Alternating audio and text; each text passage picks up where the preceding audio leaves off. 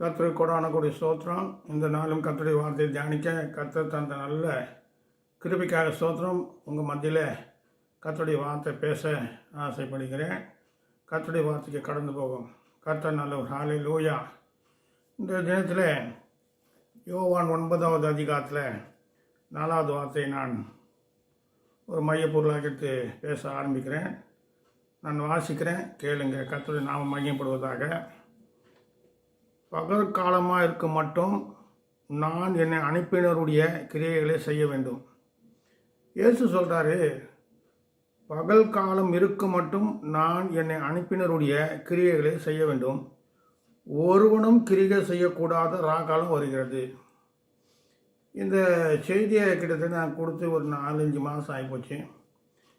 இது பத்திரப்படுத்தி வச்சுருந்தேன். பல முறை பேசணும்னு சொல்லிட்டு பார்க்குறேன், எனக்கு சந்தர்ப்பம் படலை. வீட்டு காரியங்கள் பார்க்கணும், ஜப காரியங்களை பார்க்கணும், வேதம் வாசிக்கணும், தியானிக்கணும், நிறைய காரியங்கள் இருக்கிறதுனால சில சமயம் நாட்கள் தள்ளி போகுது. எனக்காக ஜபிச்சு கொள்ளுங்க. தேவ பலன் வேணும். ஹல்லேலூயா. உங்களுடைய ஒத்துழைப்பு வேணும், ஒத்தாசை வேணும். ஹல்லேலூயா. உங்கள் ஒத்தாசைன்னு தான் நான் கர்த்தருடைய வார்த்தையை சந்தோஷமாக பேச முடியும். போன முறை நான் பேசும்போது ரொம்ப பலவீனமாக இருந்தேன். அந்த ராத்திரி தான் ஏசி அப்போஸ்தலர் சபை தாமஸ் மரித்து போனார்.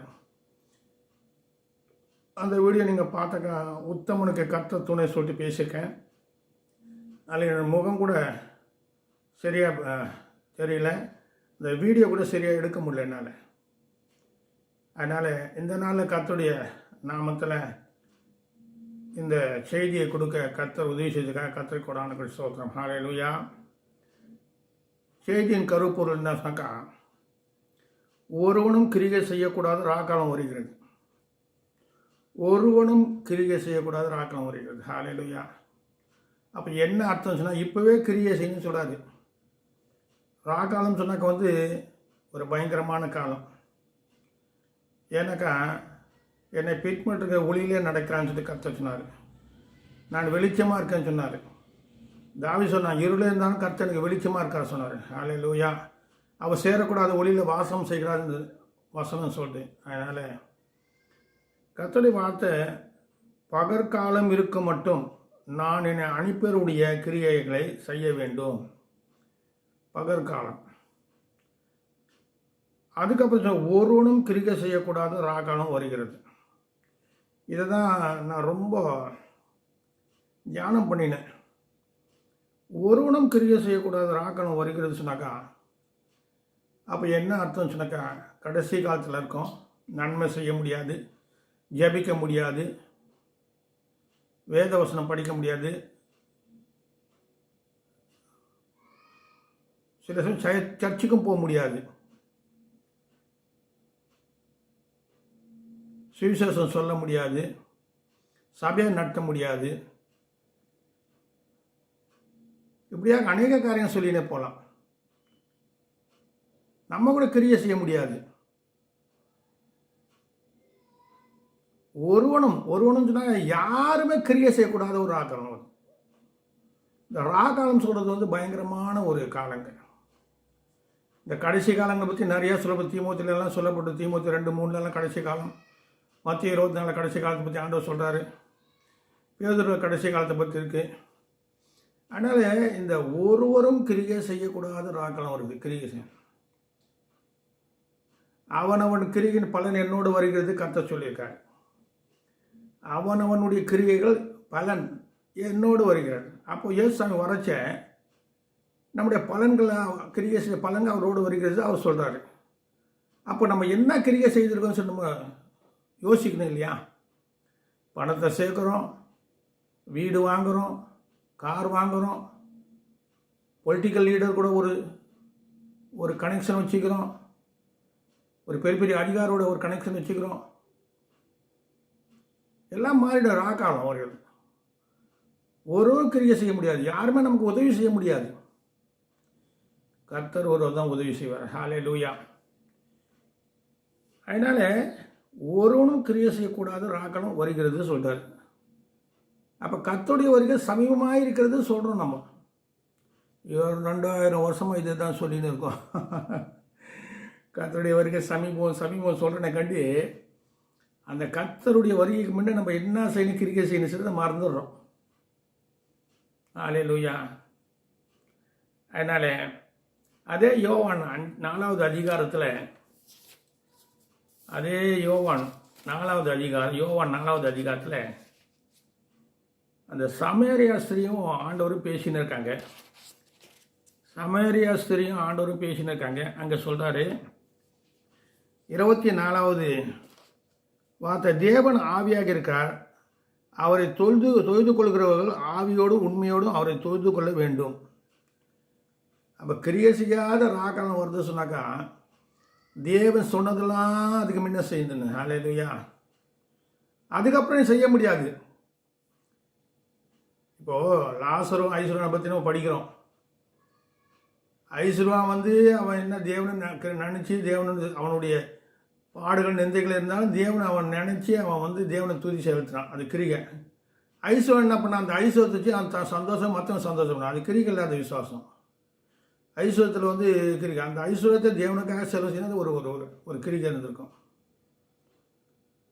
அதனால் இங்கே சொல்ல தேவன் ஆவியாக இருக்கா, அவரை தொழுது கொள்கிறவர்கள் ஆவியோடும் உண்மையோடும் அவரை தொழுது கொள்ள வேண்டும். அந்த ஸ்திரீ அவரை நோக்கி, கிறிஸ்து எனப்படுகிற மேசியா வருகிறார் என்று அறிவேன், அவர் வரும்போது எல்லாவற்றையும் நமக்கு அறிவிப்பார் என்றார். அவர் வரும்போது நமக்கு எல்லாவற்றையும் அறிவிப்பார். அதே யோவான் 14வது அதிகாரத்தில் அவர் நமக்கு நினைப்பூட்டுவார் சொல்லப்பட்டிருக்கு. 14:23 நினைக்கிறேன். 14வது அதிகாரத்தில் இருக்கு. அவர் சகலத்தையும் நமக்கு நினைப்பூட்டுவார். கர்த்தர் அடிக்கடி நமக்கு நினைவு ஊட்டுறாரு. அது நம்ம செய்யறதில்ல. ஜபம் செய்யறதில்ல, உபவாசம் ஜபம் செய்யறதில்ல, கர்த்தருக்கு உண்மையாக இருக்கிறதில்ல, கர்த்தருக்கு அன்பாக இருக்கிற, கர்த்தர் சொன்ன வார்த்தை ஏற்றுக்கொள்ளதில்லை. ஒரு அன்பாக இருங்கள் சொன்னார் இல்லையா?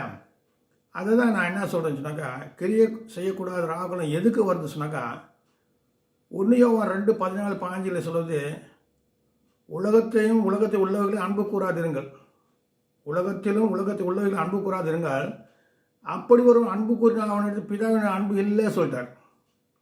ஏன்னா உலக அன்பை தான் நேசிக்கிறாங்க.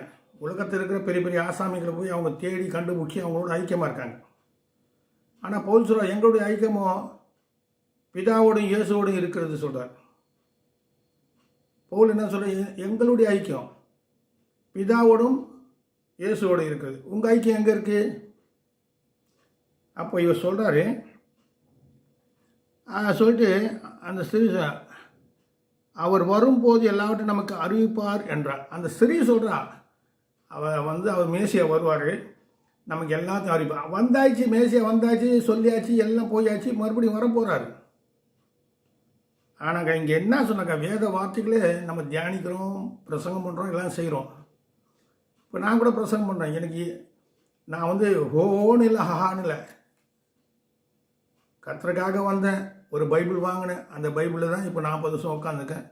கர்த்தர் கொடுக்கறது நான் கர்த்தருக்காக சில காரியம் யூஸ் பண்ணுறேன். நான் ஒன்றும் பேங்க் பேலன்ஸ் வச்சுன்னு வீடு வாங்கலை, கார் வாங்கலை, பங்களா, சைக்கிளில் தான் போகிறேன். வண்டி கூட ரிப்பேர் தான், 2 வீலர் ரிப்பேர் ஆகி தான் நிற்கிது. அதுவும் ஜபத்துக்கு போகிறோம். மாதம் 2 முறை 3 முறை மலை ஜபத்துக்கு போவோம். எப்படியும் 1000-2000 ரூபாய் செலவு ஆகும். ஏன்னா கிரிகை செய்யக்கூடாது ராகனம் வருது. நம்ம முதல்ல தேவனை ஸ்தோத்திர பலின்னு அதான் சொல்லுது. ரோமர் 1:21 அவர் தேவனை அறிந்திருந்தும் தேவன் என்ற மகிமைப்படுத்தான் ஒரு சிந்தையில வீணரானார்கள். இப்போ மகிமைப்படுத்தலை, பார்த்துக்கலாம், அப்புறம் பார்த்துக்கலாம், பின்னாடி பார்த்துக்கலாம், கஷ்டம் வரைச்ச பார்த்துக்கலாம், நஷ்டம் எல்லாம் வந்துடும். ராகலம் வருது, கிரிகை செய்யாத ராகலம். சில பேருக்கு ராகலம் வந்துடுச்சு. சில பேர் கிரியை செய்ய முடியாமல் செத்துட்டாங்க. சில பேர் கிரியை செய்ய முடியாமல் வியாதியில் இருக்காங்க. சில பேர் கிரியை செய்ய முடியாமல் பிரச்சனை இருக்காங்க. ஏன்? வெளிச்சம் இருக்குன்றது நீ செய்யணும். உன் வெளிச்சம் பிறகு பிரகாசிக்கணும். உன் வெளிச்சம் பிறகு பிரகாசமாக இருக்கணும். அப்புறம் ஈர்வல் ஆகி போச்சுன்னா என்ன பண்ண முடியும்? ஒன்றும் செய்ய முடியாது. அப்போது சொல்கிறாரு, அதற்கு இயேசு உன்னுடைய பேசுகிறவர் நானே அவர் என்றார். அதற்கு அத்தருணத்தில் அவருடைய சீசர்கள் வந்து அவர் சிறியவனை பேசுகிறதை பற்றி ஆச்சரியப்பட்டாங்க. ஆகிய என்ன பேசுகிறது என்றாவது, ஏன் அவளோடு பேசுகிறது என்றாவது ஒருவனும் கேட்கவில்லை. அப்போது அந்த ஸ்திரீ தன் குடத்தை வைத்துவிட்டு ஊருக்குள்ளே போய் ஜனங்களை நோக்கி, நான் செய்கிற எல்லாவற்றையும் ஒரு மனுஷன் எனக்கு சொன்னார், அவர் வந்து பாருங்க, ஒரு கிறிஸ்துதானே என்றார். நான் செய்த எல்லாவற்றையும் ஒரு மனுஷன் எனக்கு சொன்னார். அப்போது மேசியா தான் சொன்னார் அந்த அம்மாவுக்கு. அந்த அம்மா சொல்கிறாங்க, ஐயா நான் சொன்னேன், நான் யாக்கோபு முன்ன நான் இருக்கேன் ஆண்டவர் சொன்னார். நீ யாக்கோப்பிட பெரியவராக சொன்ன, யாக்கோபு முன்ன இருக்கம்மா நான். அப்படியா, உனக்கு பொண்டுக்குள்ள குடம் இல்லையா? இல்லைம்மா, நீ கொடுக்க தண்ணி தாகம் இருக்க, நான் கொடுக்க ஜீவத்தை தாகம் இருக்காது சொன்னார். வேலை இல்லையா? அதுக்கப்புறம் பாருங்கள், இங்கே தான் முக்கியம். எல்லாம் அப்படி சொல்லிக்கினே வந்து அவர் சொல்கிறார், கிறிஸ்து தானே என்றார். அவர் இந்த காரியம் முடிஞ்சு போச்சு. அதனால் அவர் 34 இயேசு அவர்கள் நோக்கி, நான் என்னை அனுப்பினுடைய சித்தத்தின்படியே செய்து அவருடைய கிரிகையை முடிப்பது என்னுடைய போஜனமாக இருக்கிறது.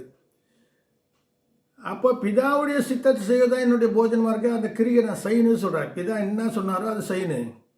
அப்போ இயேசு கிறிஸ்து பைபிளில் சொல்கிறேன். ஆனால் சில சமயம் அந்த சீசருடைய மரணத்தெல்லாம் நினைக்கப்போது மற்றவங்களாம் இப்போ நினைக்கிற நேரத்தில் ஆச்சரியமாக இருக்குது. சில சீசர்கள் தோலை உடிச்சாங்க, சில பேருக்கு தலைகீழ் தொங்க விட்டாங்க, சிரசேதம் பண்ணாங்க, கல்லெச்சி கொண்டாங்க. நாங்கள் ஏன் ஆண்டவர் இப்படியெல்லாம் நீ விட்ட உன்னுடைய சீசர்களை? எங்களையும் அவன் தேவனுடைய சித்தம் அவர் சோதிக்கிறார். என்ன சரீரத்தை கொள்ளவருக்கு பயப்படாமல் உன் ஆத்மை கொள்ளவருக்கு பயப்படுங்க. அப்போ நீ எதுக்கு பயப்படுற? ஆத்மா கொள்ளவருக்கு. கர்த்தருக்கு மொத்தம் பயப்படணும், மனுஷனுக்கு பயப்படக்கூடாது சொல்லிட்டு அவர் சொல்கிறாரு. அந்த யோவான் 6வது அதிகாரத்தில் 28வது வார்த்தையை வாசிக்கிறேன். யோவான் 6வது அதிகாரத்தில் 28வது வார்த்தை நான் வாசிக்கிறேன். 6:28.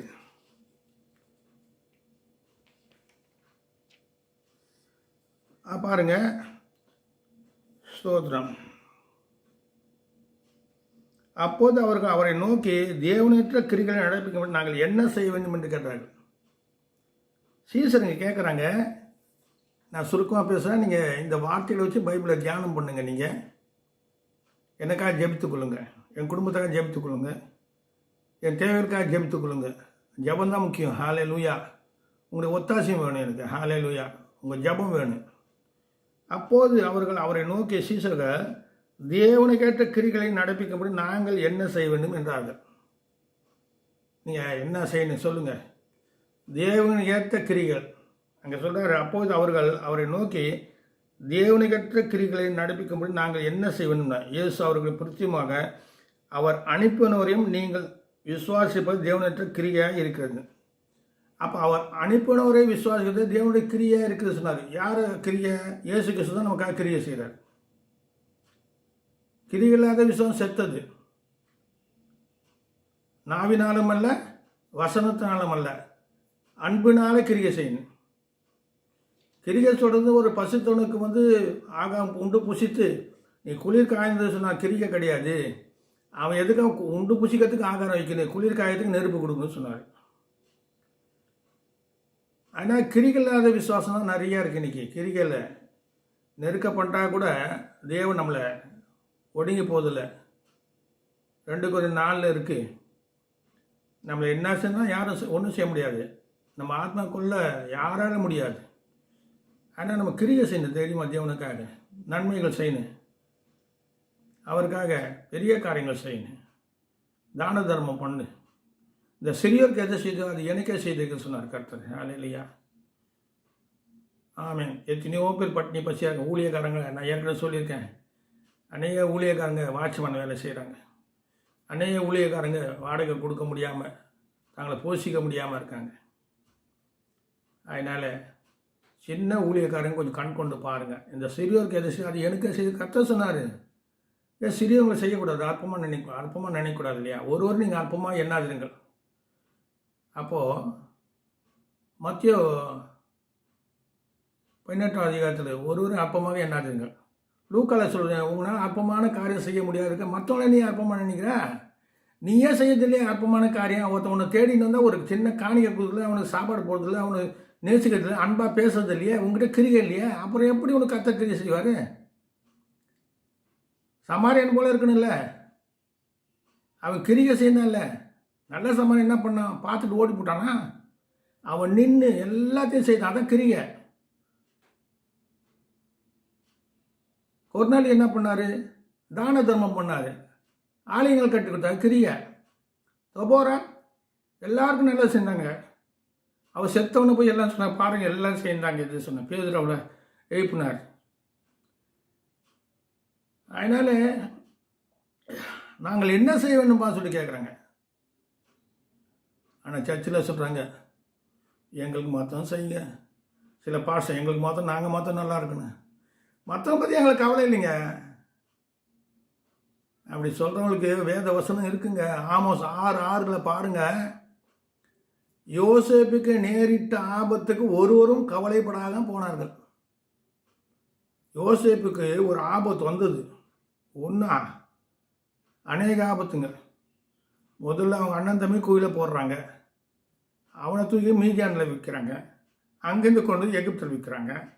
அங்கே எகிப்தில் இருந்தால் பார்வனுடைய மனைவி கண்ணு போட்டுது, ஜெயிலில் போட்டாங்க. இப்படியாக காரியங்கள் நடக்கும். ஆனாலும் அவன் கிரியை எப்படி இந்த விசுவாசமான தேவன் மேலே அவன் தேவனுக்கு பயந்து இருந்தான். அது ஒரு கிரியை, பயப்படுறதோ கர்த்தருடைய கிரியை. ஹல்லேலூயா. பிரசங்கி 8:12 சொல்ற, துர்மார்க்கனுக்கு தண்டனை நிறைவேறாதுனால் அவன் துணிகரமாக இருக்கானான். சிலருக்கு தண்டனையே இல்லை, துணிகரமாக இருக்காங்க. இந்த பாருங்கள், ஓரின சேர்க்க, அப்புறம் இப்போது என்னென்னா புது சட்டமாக மகளை அப்பா கட்டிக்கலாமா, அம்மாவை பையன் கட்டிக்கலாமா, இப்படிலாம் கொண்டு வரும்போதுன்னு சொல்லிட்டு காலையில் இது உண்மையோ பொய்யோ தேவையில்லாத காரியங்கள் செய்கிறாங்க. ஏன் தெரியுமா? கடைசி காலம் ரொம்ப அருவருப்பான காலம் வந்துடுச்சு. அருவருப்பான காரியங்கள்.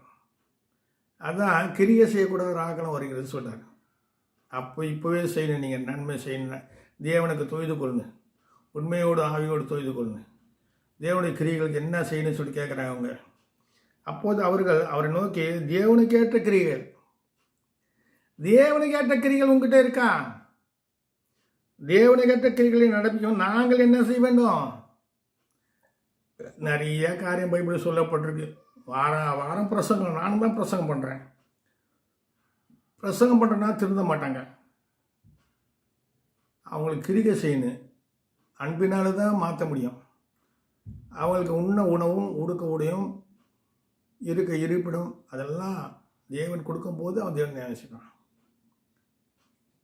இடுக்கன் வரும்போது ஞானியும் மூடனாவான்னு சொல்லப்பட்டபடி இடுக்கம் வருது. சில பேருக்கு, நிறைய கிறிஸ்தவங்களுக்கு இடுக்கம் இருக்குது. பணம் பிரச்சனை, பண பிரச்சனை இருந்தால் கூட எந்த சபையிலையும் நானும் அப்போஸ்தலர் கிறிஸ்தவ சபையில் இருந்தேன், சுந்தரையா கூட இருந்தேன், சாம் சுந்தர் கூட இருந்தேன். ஆனால் 400 ஊழியக்காரங்க என்னை பற்றி யாரும் கவலைப்படல. இது வரைக்கும் எங்கே இருக்கீங்க ஏது பண்ணீங்க கவலைப்படல. ஏன்னா பேசுனாக்கா காணி கொடுக்கணும்ல, ஏதாவது 100 ரூபாவது கொடுக்கணும்ல, அதான கிரிகை. தாங்க மறைத்து கொள்கிறார்கள். ஹல்லேலூயா. அது கிரிகை சொன்னாக்கா வெளிரங்கமாக இருக்குன்னு. சரி, கர்த்தர் நல்லவர். தெசலோனிக்கே அதிகாரத்தில் 2வது அதிகாரத்தில் பார்ப்போம்.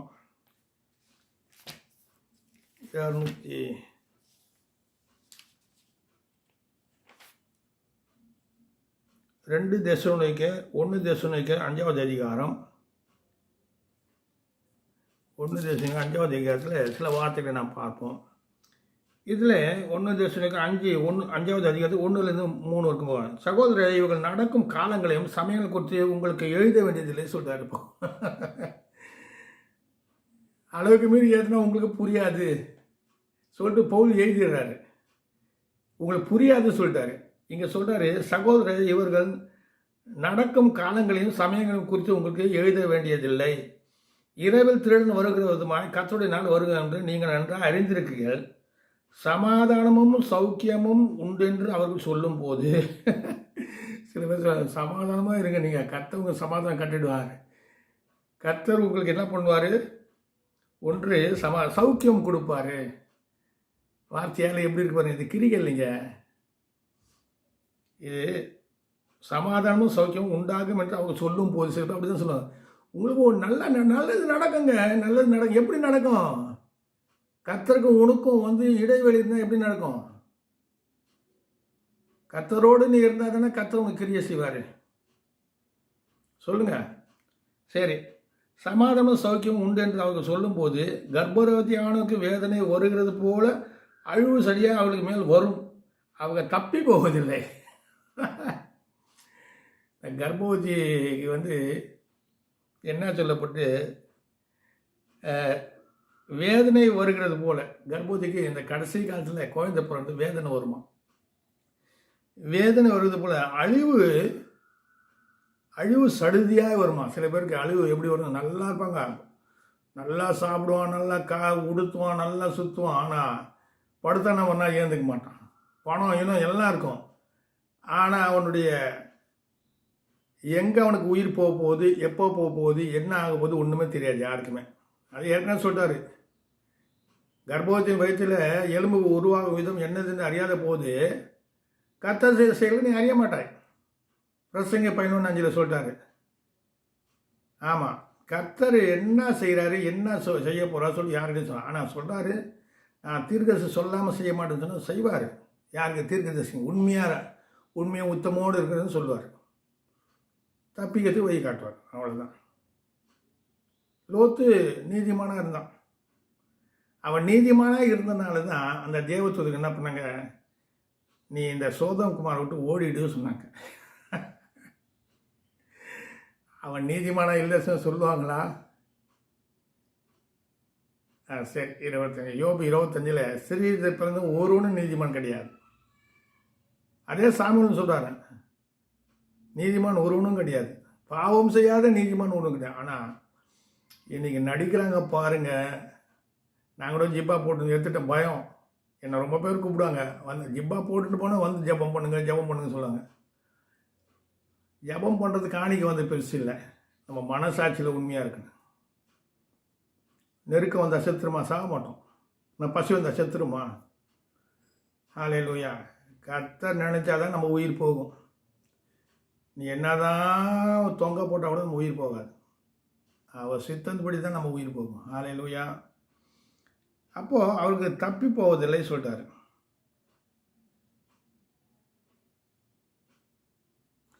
ரெண்டாவது, அதே 1:5 4வது வார்த்தை, சகோதரன், அந்த நாள் திருடனை போல உங்களை பிடித்துக் கொள்ளத்தக்கதாக நீங்கள் அந்த காலத்தில் இருக்கிறவர்களாகவே நீங்கள் எல்லோரும் வெளிச்சத்தின் பிள்ளைகளும் பகலின் பிள்ளைகளுமா இருக்கிறேன். நாம் இரவுக்கும் இருளுக்கும் உள்ளவர்களாகவே. அப்போது கிரிகை செய்யக்கூடாத ராகனம் வருது சொன்னாக்கா, நம்ம வெளிச்சத்தின் பிள்ளைகள் முன்னையே செய்யணும். தேவன் சொன்னது செய்யணும், தாமதப்படுத்தக்கூடாது. சரி, அடுத்த காரியம் பார்ப்போம். 2 தெசலோனிக்கேயர்ல 2வது அதிகாரத்தில் 2வது வார்த்தை பார்க்கணும். ஒரு ஆவியினாலாவது வார்த்தையினாலாவது எங்களிடமிருந்து வந்ததாய் தோன்றுக்கு ஒரு நிரூபத்தினாலாவது கிறிஸ்துடைய நாள் சமயமாக இருக்கிறது சொல்லப்பட்டால் உடனே சஞ்சலப்படாமல் கலங்காமல் இருங்கள். எவ்விதத்திலும் ஒருவனும் உங்களை மோசம் போகாதபடி எச்சரிக்கையாக இருங்கள். ஏனென்று விசுவாசத்தை முந்தைய நேரிட்டு கேட்டின் மகனாகிய பாவ மனுஷன் வெளிவந்தவுடைய அந்த நாள் வராது. அப்போ என்ன சொல்றாரு? விசுவாசத்திற்கு நடக்கும். பாவ மனுஷன் வருவான். பாவ மனுஷன் யாரு? சாத்தான். அநேக பாவம் செய்கிறாங்க, அவங்களாம் சாத்தானுக்கு அடிமை தான். ஹல்லேலூயா, ஹல்லேலூயா, ஜீசஸ். ஒளியன் தூதன் அழகாக பிரசங்கம் பண்ணுவான், அழகாக பாடுவான், நல்லா இருக்கும். ஒரு சபையில் அப்படி தான் ஒரு பையன் நல்லா ஒர்ஷிப் பண்ணுவான், பாடுவான்.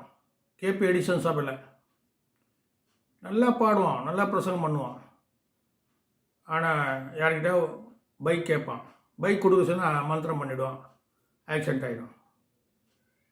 அப்படி எப்படி மந்திரம் பண்ணுவான். கடைசியில் பார்த்தாக்கா வாசப்படியான மந்திரம் பண்ணி வச்சுருந்தான். கடைசியில் அவன் போகிறச்ச ஒரு அம்மா பொண்ணு கூப்பிட்டு ஓடி போட்டான்.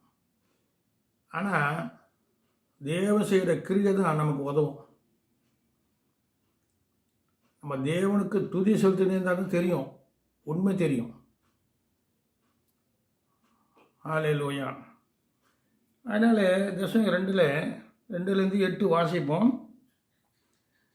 துரோகம் முடிஞ்சது கேட்டு மகனாக மனசம் வெளிப்பட்டவனே அந்த நாள் வராது. அவன் எதிர்த்து நிற்கிறவனாகவும் தேவன் எனப்படுவது எதுவோ அதிகாரம் எனப்படுவது அவைகள் எல்லாவற்றுக்கும் மேலாக தன்னை உயர்த்தியும் தேவனுடைய ஆலயத்தை தேவன் போல் உட்கார்ந்து. அப்போ தேவனுடைய ஆலயத்தை தான் உட்காரணும். சில பேர் தேவனுடைய ஆலயத்தை உட்காந்துருக்காங்க. ஒருவேளை அவன் மனுஷனாக பிசாசே காண முடியாது.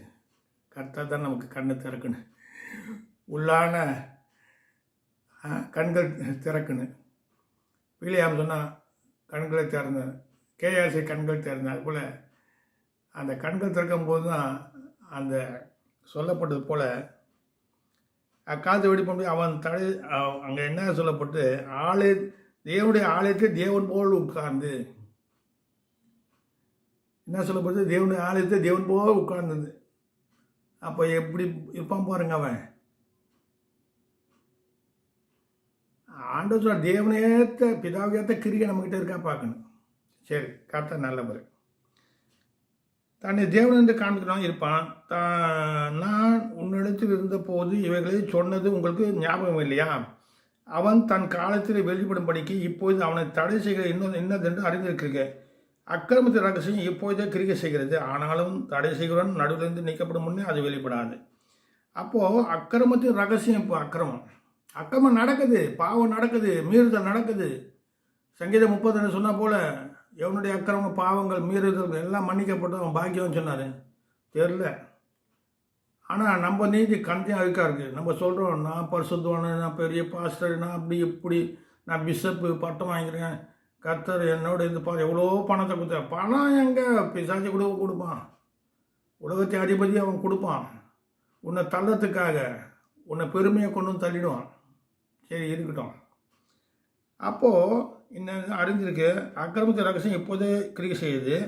ஆனால் தடை செய்ய நடுவில் நீக்கப்படும் முன்னே அது தடைப்படும். யார்? பிரசுத்தாவே தடை செய்கிறார். வெளிப்படாது. நீக்கப்படும் போது அந்த அக்கிரமக்காரன் வெளிப்படும். அவனை கர்த்தர் தம்முடைய வாயு சுவாசனை அழைத்து தம்முடைய வருகையின் பெரிய பிரசனத்தை நாசமாக்குவார். அந்த அக்கிரமத்தின்காரனுடைய வருகை சாத்தனுடைய செல்வி சகல வல்லமையுடன் அடையாளங்களும் பொய்யான அற்புதங்களும் கெட்டுப்போர்களுக்குள்ளே அநீதியும் உண்டாகும் சகலவித வஞ்சகத்தோடும் இருக்கும். ரட்சிக்கப்படத்தக்க சத்தியத்தின் மேல் அன்பை அவர்கள் அங்கீகரியாமல் பண்ணால் அப்படி நடக்கும். சத்தியத்தை அங்கீகரிக்கலை. சில பேர் இயேசு கிறிஸ்து அங்கீகரிக்கலை. இந்த அற்புதங்கள் தான் இப்போ சில பேர், இப்போ கூட நாங்கள் பேசின்னு இருந்தோம், சில பேர் தீர்க்கதரிசனம் போய் கேட்டு போகிறாங்க. ஒரு சிஸ்டர் கூட நம்ம வீட்டுக்கு போவாங்க, எங்கேயோ போய் தீர்க்கதரிசனம் சொல்லுங்க, வீட்டை மாற்றின்னு சொன்னாங்க. ஒரு வீட்டை மாற்றுறது எவ்வளோ கஷ்டங்க. 20,000 30,000 வேணும், கஷ்டப்படுறாங்க. அப்படிலாம் வீணான தீர்க்கதரிசனம் சொல்லக்கூடாது, சொல்லாதீங்க. உங்களால் உதவி செய்ய முடிஞ்சால் செய்யுங்க. கர்த்தர் மாற்ற சொன்னார். கர்த்தர் எப்படி மாற்ற சொல்லுவார் உனக்கு? கர்த்தர் ஜெயம் கூட தான் உதவி செய்வார்.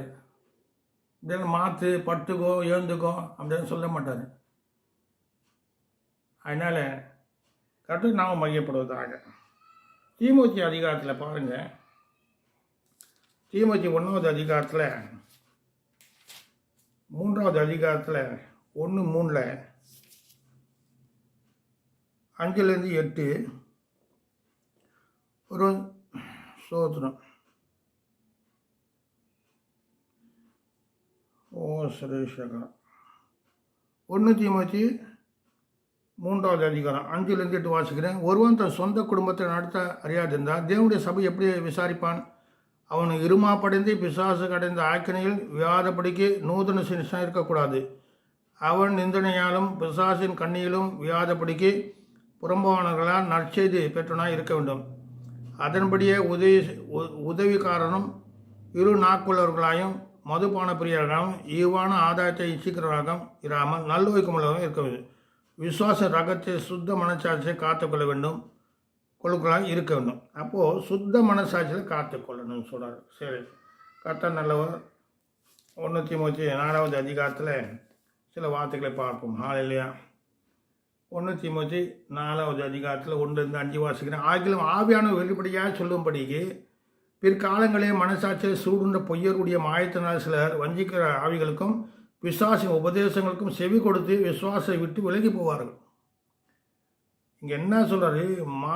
மாயத்தினால பொய்யருடைய மாயத்தினால் சிலர் வஞ்சிக்கிற ஆவிகளுக்கும் பிசாசுக்கும் உபதேசங்களுக்கும் செவி கொடுத்து விசுவாசம் விலகி போவாங்க. விசுவாசம் விவாகம் பண்ணாதிருக்கவும் விசுவாசிகளும் சத்தியத்தை அறியாதவர்களுக்கும் சோத்திரத்தோடு அனுபவிக்கும்படிக்கு தேவன் படித்த போஜன பதாக விளக்க வேண்டும் என்றும் அந்த பொய்யர் கட்டளிடுவார்கள்.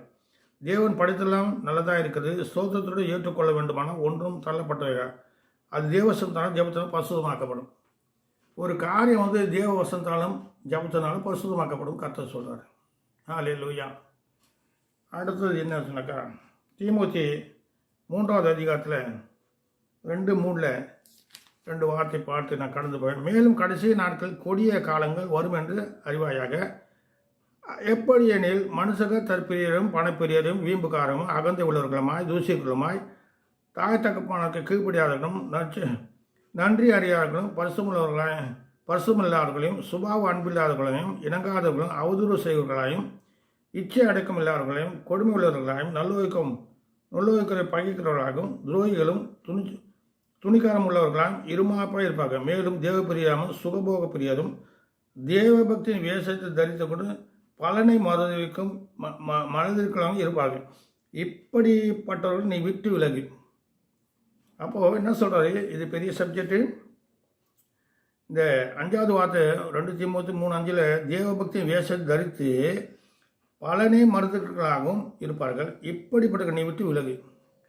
கிரியின் பலனுக்கு மறுதளிப்பாங்க, தேவனை மறுதளிப்பாங்க. ஹல்லேலூயா. இப்போ மதம் மாற்றுறாங்க, கிறிஸ்துவ மதம் மாற்றுறாங்க சொன்னாக்கா அவங்க என்ன பேச அவங்களே தெரியாது. நீங்கள் நல்லபடியாக எங்களை வச்சிங்கன்னா நாங்கள் ஏன் மதம் மாற போகிறோம் சொல்லுங்கள்? எங்களை வஞ்சிக்கிறீங்க, எங்களை தள்ளுறீங்க, எங்கள் கொடுமை பார்த்துறீங்க, எங்கள் கொலை பண்ணுறீங்க, எங்களுக்கு அவதூறாக பேசுகிறீங்க சொன்னாக்கா நாங்கள் ஆண்டவர்கிட்ட வந்துட்டோம். ஆண்டவர்கிட்ட நல்ல ஒழுக்கங்க இருக்குது, நல்ல வார்த்தைங்க, நல்ல அன்பு உள்ளவங்க இருக்காங்க. அதுக்காக இங்கே இருக்கும். மதம் மாறல, மனம் மாறும். ஹல்லேலூயா. இதுதான் காரணம்.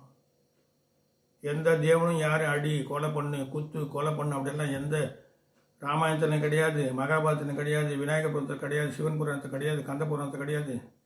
எந்த புராணத்திலும் ஒரு மனுஷனை கொலை பண்ணுன்னு சொல்ல. ஆனால் இவங்க என்ன செய்றாங்க? கொலை பண்ணுறாங்க. தப்பு. பாவம் பண்ணுறாங்க. சிறு பிள்ளைங்களே பாவம் பண்ணுறாங்க. சரி, அதை குறித்து நமக்கு தேவையில்லாத சப்ஜெக்ட், அதை கர்த்தர் பார்த்துக்குவாரு. அதனால் இந்த நம்ம 1 பேதுரு 4வது அதிகாரத்தில் ஒரு வார்த்தை இருக்குது.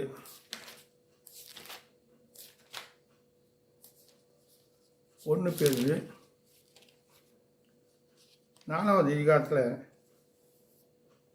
ஸ்தோத்திரம் 1 பேதுரு 4வது அதிகாரத்தில் 17வது வார்த்தை நான் வாசிக்கிறேன். நியாய தீர்ப்பு தேவனுடைய வீட்டில் துவங்கும் காலமாக இருக்குது. முந்தி நம்மளுக்கு அது துவங்கினால் தேவனுடைய சுவிசேஷத்துக்கு கீழ்ப்படியாத முடிவு என்னமாக இருக்கும்? அப்போது நியாய தீர்ப்பு எங்கே முந்தி நம்மளுக்கு தான் துவக்கம்னு சொல்லப்படுது பேதுரு அதிகாரத்தில். அதனால் அந்த 1 பேதுரு 4வது 7வது வார்த்தை எல்லாத்துக்கும் முடிவு சமயமாக இருக்குது. ஆகிய தெளிந்த புத்தி உள்ளவர்களாக இருந்து ஜபம் பண்ணுக்கு ஜாக்கிரதை உள்ளதாக இருங்க. எல்லாவற்றுக்கும் மேலாக ஒருவர் ஒரு ஊக்கமாக அன்புள்ளவர்களாக இருந்து அன்பு தொழிலான பாங்க மூடும் முறுமுறுப்பெல்லாம் ஒருவருக்குள் உபசரிங்கள். அவனவன் பெற்ற வரத்தின்படி நீங்கள் தேவனுடைய பற்பல கிருபை உள்ள ஈவுகளை பகிர்ந்து கொடுக்க நல்ல உக்கரக்காரன் போல ஒருவனுக்கொருவர் உதவி செய்யுங்க. ஒருவன் போதித்தால் தேவனுடைய வாக்கியன்படி போதிக்க கடவான். ஒருவன் உதவி செய்தால் தேவன் தந்த வேலைப்படி செய்ய கடவான். எல்லாவற்றையும் கேசுக்கு மூலமாக தேவன் மகிமைப்படும்படியாக செய்வீர்களாக. அவருக்கே மகிமையும் வல்லமையும் சதாக்களும் உண்டாவதாக. ஆமென். ஹல்லேலூயா. இப்படி இருக்க இங்கே பாருங்கள். ஹல்லேலூயா. மீகா இப்போ 1 சாமியில் 3வது அதிகாரத்தில் ஒரு சம்பவம் நடக்குது. ஆண்டவர் பேசுகிறாரு, சாமியல் கூட பேசுகிறாரு. அந்த கொஞ்சம் தியானிப்போம். ஜீசஸ் பாருங்கள். 1 சாமுவேல் 3வது அதிகாரம் 11-12. வாசிக்கணும். கர்த்தர் சாமுவேலை நோக்கி, இதோ நான் இஸ்ரவேலிலே ஒரு காரியத்தை செய்வேன், அதை கேட்கிற ஒவ்வொருடைய 2 காதுகளும் தொனித்து கொண்டே இருக்கும். நான் ஏலியின் குடும்பத்திற்கு விரோதமாக சொன்ன யாவையும் அவன் மேல் அந்த நாளில் வர பண்ணுவேன். அதை தொடங்கவும் அதை முடிக்கவும் போகிறேன். பாருங்கள், அவர் தொடக்குவார், முடிப்பார், சொன்னபடி செய்வார். அவர் சில காரியங்கள் தொடங்குவார், அதை முடிப்பார். அவர் பலத்த கருத்தில் அடங்கியிருக்கணும். அது பாருங்க, அதை முடிக்கவும் போகிறான். அவர் தொடங்கவும் செய்வார், முடிப்பார். அதனால் அது என்ன சொல்ல கீழே சொன்னாக்கா என்ன சொல்ல, அதை கேட்க ஒவ்வொரு 2 காரியமும் அது துணித்து கொண்டே இருக்கும் சொல்லிட்டார்.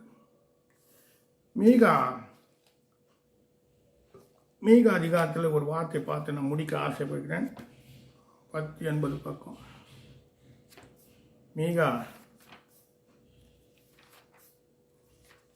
மீகால 7வது அதிகாரத்தில் அதுக்கு ஒத்த ஒரு வார்த்தை இருக்குது பாருங்கள். 15-16 வாசிக்கிறேன். நீ எகிப்து தேசத்து புறப்பட்ட நாள் நடந்தது போலவே உன்னை அதிசயங்கள் காணப்படுவேன். புறஜாதிகள் கண்டு தங்களுடைய எல்லா அக்கிரமத்தையும் குறித்து வெட்கப்படுவார்கள். கையை வாயில் மேல் வைத்துக் கொள்வார்கள். அவருக்கு காதுகள் செவிடாய் போகும். பாருங்கள், காதுகள் கேட்க அங்கே சொல்கிறார், இங்கே வாய் மூடிக்கின்னு காதெல்லாம் செவிடாயிடுன்னு சொல்கிறார். அப்போது கிரியை செய்யக்கூடாத ராகாலம் வருது. சீசனை கேட்காங்க, நாங்கள் என்ன செய்ய வேண்டும் ஆண்டவர் சொல்கிறார். பைபிள் எல்லாம் சொல்லியிருக்காரு. மனம் திரும்பி, உதவி செய், உன்னை போல பிறர் நேசி, அன்பு காட்டு. இதாங்க உங்ககிட்ட இருந்தாக்கா கேட்கணும் கொடு. உன் சகோதரனுக்கிட்ட வட்டி வாங்காத. பசியாக இருந்தாக்கா ஆகாரம் கொடு. தாகம் இருந்தால் தண்ணி கொடு. இல்லை ஆண்டை சொல்லிக்கா. அதாங்க கிரியை. ஆண்டு உகந்த கிரியை. நிறைய காரியங்கள் சொல்லி என்ன பண்ண, ஆனால் ஆண்டுக்கு உகந்த கிரிகளை செய்யுங்க. ராகாலம் வருது சொன்னாக்கா கர்த்தருடைய ராகாலம் இருக்குது, நமக்கும் ஒரு ராகாலம் இருக்குது. நம்ம எப்போ மறிப்போம்னு சொன்னாக்கா ராகாலம். அந்த ராகாலம் வர்றதுக்கு முன்னே கர்த்தருடைய கிரியை செய்யுங்க. கர்த்தர் உங்களை ஆசைப்படுறாங்க. ஆமென்.